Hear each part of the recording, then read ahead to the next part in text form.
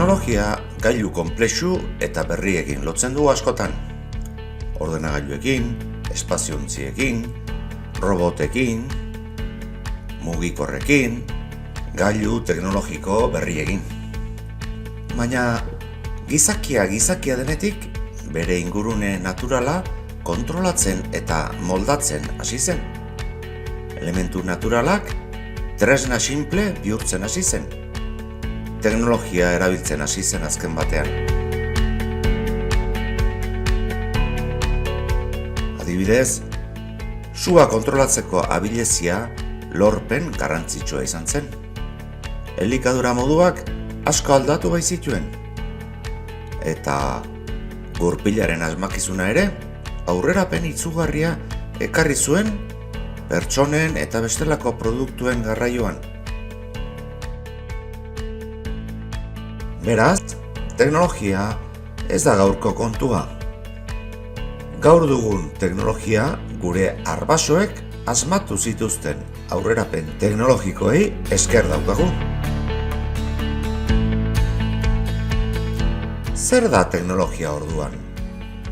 Teknologia hitza grezierazko tekne, zientzia, artea edo lanbide, eta logos, jakintza multzoa, hitzez osatuta dago.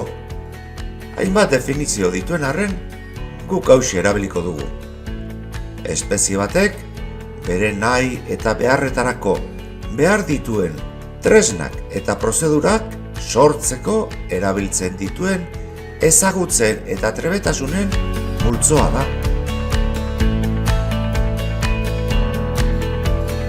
Espezie batek esan dugu, bai? Teknologia ez du gizakiak soilik. Animalia batzuk ere garatzen dute bere teknologia. Hegaztiek bere kabiak egiterakoan, erleek erlauntzak eraikitzerakoan, tximuek intxaurrak zuritzerakoan, eta beste hainbat animalik.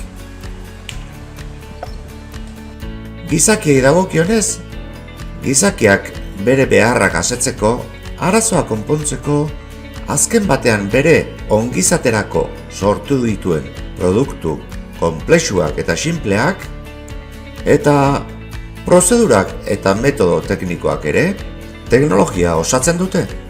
Adibidez, sua egiteko prozedura, nekazaritza teknikak, idazketa eta industria prozesuak ere aurkikuntza teknologikoak dira.